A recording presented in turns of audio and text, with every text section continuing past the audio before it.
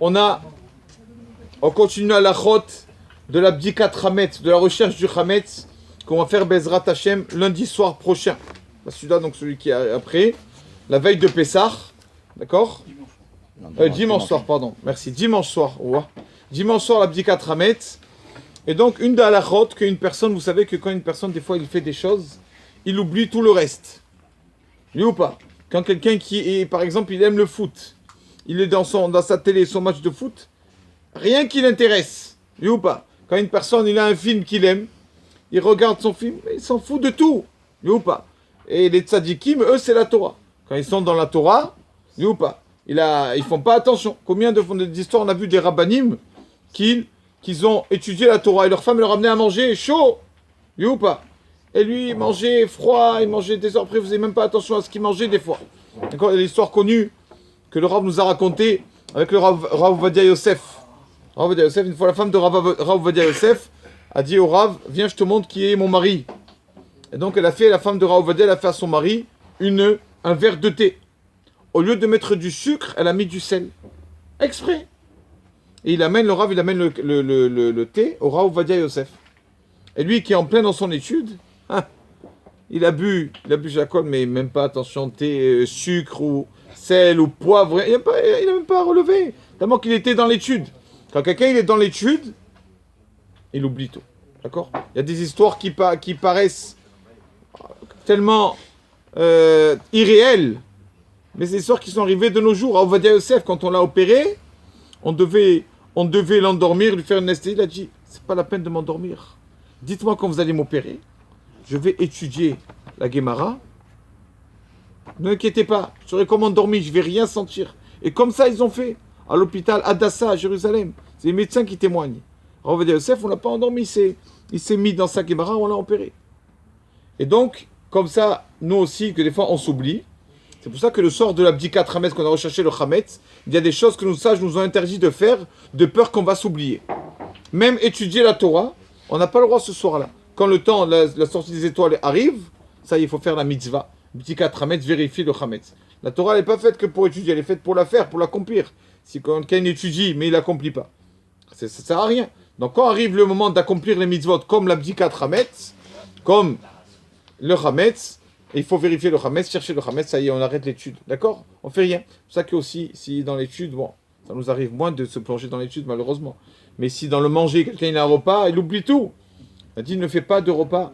Quand arrive la sortie des étoiles, le soir de la Bdikat Hametz, d'accord? Même pas, on s'assoit à table. Parce que si on s'assoit à table, amène ça, je mange ça et tout, je bois un peu, je sais pas, ou je vais la faire, la vérification du Hametz, je ne vais pas la faire. C'est pour ça que nos sages ont dit, quand arrive le moment, la sortie des étoiles prévoit. Quelqu'un, il a un rendez-vous. À cette heure-ci, je dois prévoir mon agenda. On a rendez-vous, on doit faire cette mitzvah de vérifier le Hametz dimanche soir. Dimanche, celui-là? Non, pas celui-là, la veille de Pessah. D'accord? On a rendez-vous. On regarde quand c'est la sortie des étoiles. Allez, je suis là avec ma femme, ma famille, mes enfants, toute la famille qu'il y a. On va chercher le Hametz. Donc, c'est pour ça qu'ils ont dit nos sages, n'étudie pas et ne mange pas tant que tu n'as pas fait encore cette mitzvah. Que sinon, tu vas faire des choses et tu ne vas pas faire la mitzvah comme il se doit. La paracha de cette semaine, Waïkra, qui parle des sacrifices, les korbanot. Aujourd'hui, qu'est-ce qu'il y a? Où sont les sacrifices? Il n'y a rien. On n'a aucun sacrifice. Qu'est-ce qu'il y a à la place des sacrifices?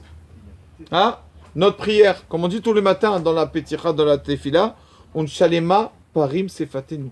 Nos bouches, nos lèvres sont des taureaux. C'est-à-dire à la place d'amener des taureaux, des sacrifices, maintenant c'est nos tefilotes. C'est ça les korbanot. C'est pour ça que vous voyez d'ailleurs que pourquoi on fait comme ça, on prie 3 prières journalières par rapport au sacrifice. Le matin, il y avait un sacrifice journalier, le korban tamid. Donc on fait shachrit.